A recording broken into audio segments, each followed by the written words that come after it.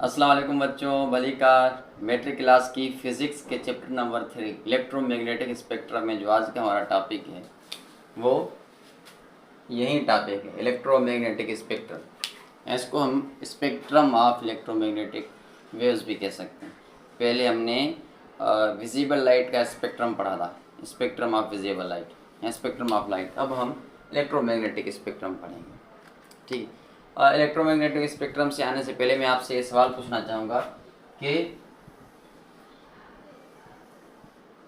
फर्ज करें मैं कह रहा हूँ ये रेडियो वेव है और मैं कह रहा हूँ ये जो है माइक्रोवेव है।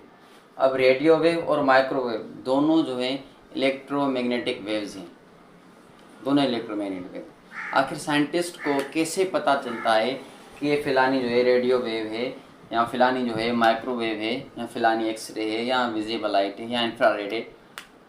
आखिर साइंटिस्ट एक इलेक्ट्रोमैग्नेटिक वेव और दूसरी इलेक्ट्रोमैग्नेटिक वेव में फ़र्क कैसे करते हैं?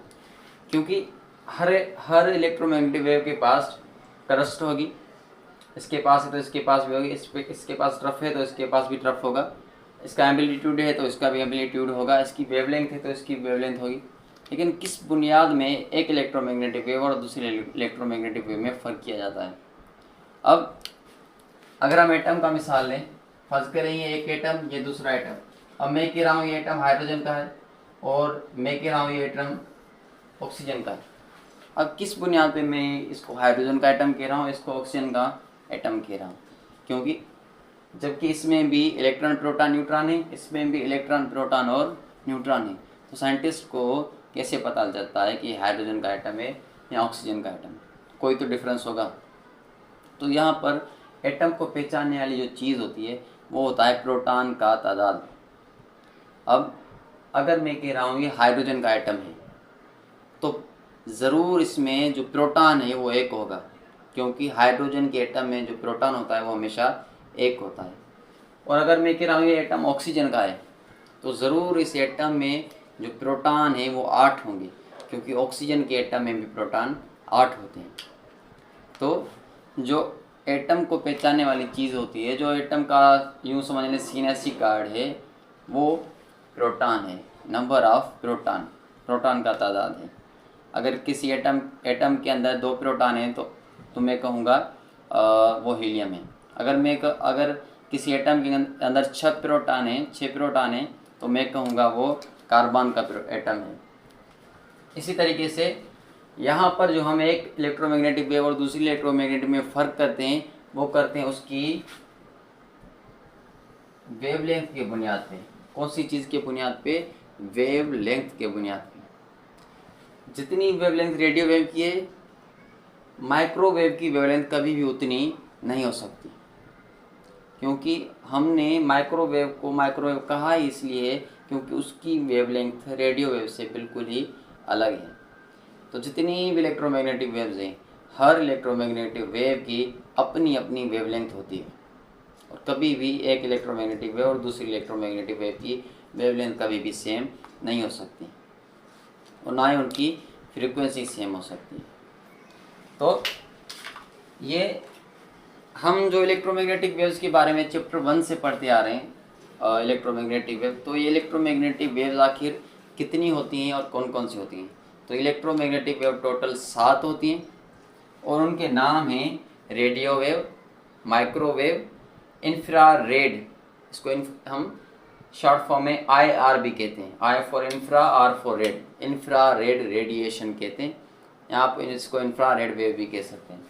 उसके बाद number 4 visible light, number 5 UV, ये तो आपने सुना ही होगा, साइंस में पिछले क्लासेस में भी सुना होगा। UV, U का फुल फॉर्म होता है अल्ट्रा, V का फुल फॉर्म होता है वायलेट, अल्ट्रा वायलेट, ये भी इलेक्ट्रोमैग्नेटिक वेव है। एक्सरे, जो आपने बचपन में कभी ना कभी ज़रूर सुना होगा। तो ये जो एक्सरे है ये भी एक किस्म की इलेक्ट्रोमैग्नेटिक वेव है। गामा रेस, ये आपने केमिस्ट्री में ज़रूर पढ़ा होगा। तो ये गामा रेस भी इलेक्ट्रोमैग्नेटिक वेव है। तो टोटल 7 इलेक्ट्रोमैग्नेटिक वेव हैं और उनके नाम भी मैंने आपको बता दिए। अब आते हैं इलेक्ट्रोमैग्नेटिक स्पेक्ट्रम पे कि आखिर इलेक्ट्रोमैग्नेटिक स्पेक्ट्रम क्या होता है। तो यहाँ पर ये मैंने इलेक्ट्रोमैग्नेटिक स्पेक्ट्रम बना दिया है। इसमें क्या है, सबसे पहले आप देखेंगे रेडियो वेव, फिर माइक्रो, फिर इंफ्रारेड।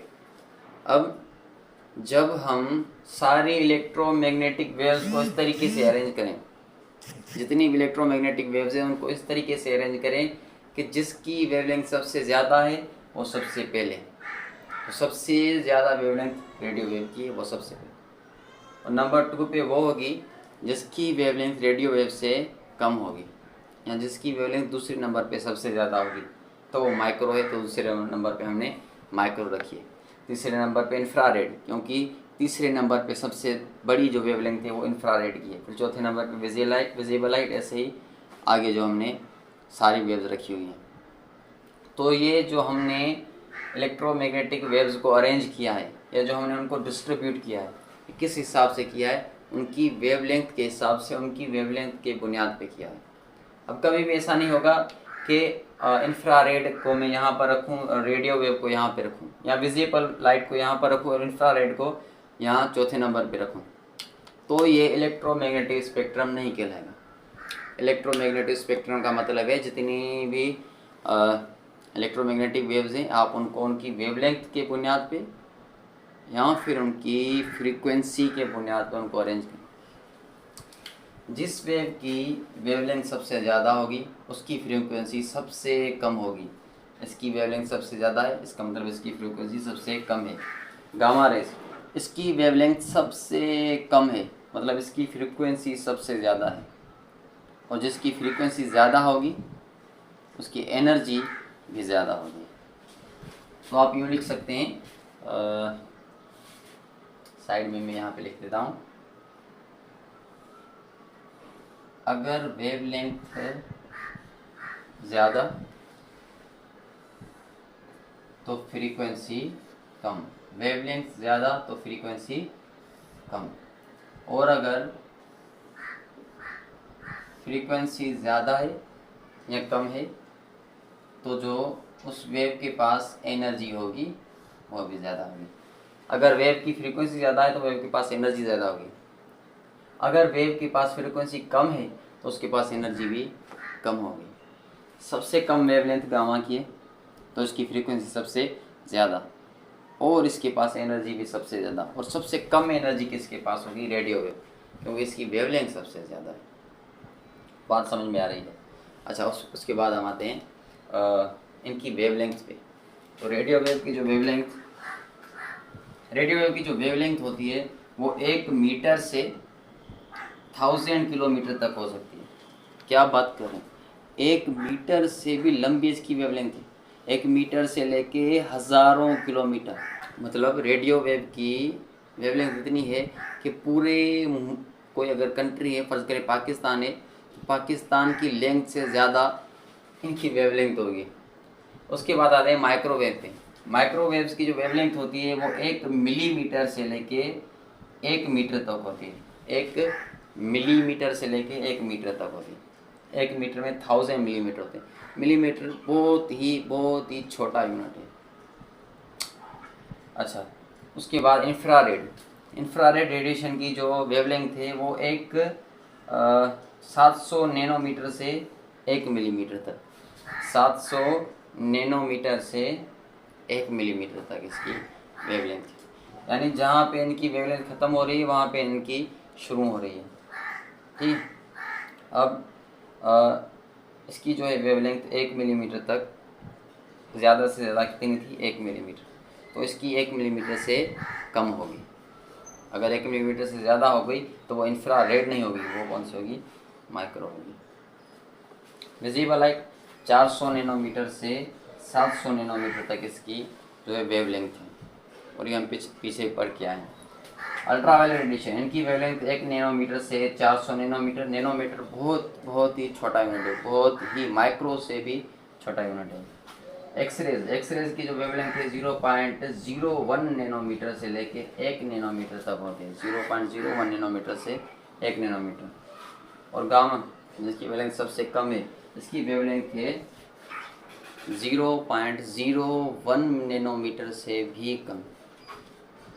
अब जिस भी वेव की वेवलेंथ 0.01 नैनोमीटर से कम होगी वो गामा, जिसकी वेवलेंथ 0.01 से ज़्यादा हो और 1 नैनोमीटर से कम हो वो एक्सरे, जिसकी वेवलेंथ 1 नैनोमीटर से ज़्यादा हो लेकिन 400 नैनोमीटर से कम हो वो अल्ट्रावायलेट। इस तरीके से सबकी इनकी जो है वेवलेंथ को याद कर सकते हैं। तो इलेक्ट्रोमैग्नेटिक वेव्स की डेफिनेशन क्या बनेगी?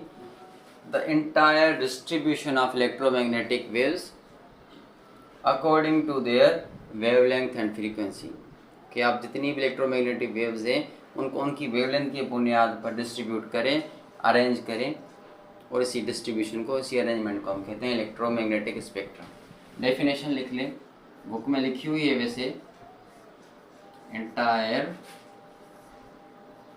डिस्ट्रीब्यूशन और अरेंजमेंट ऑफ इलेक्ट्रोमैग्नेटिक, इलेक्ट्रोमैग्नेटिक को मैं शॉर्ट फॉर्म में लिख रहा हूँ EM, इलेक्ट्रोमैग्नेटिक वेव्स अकॉर्डिंग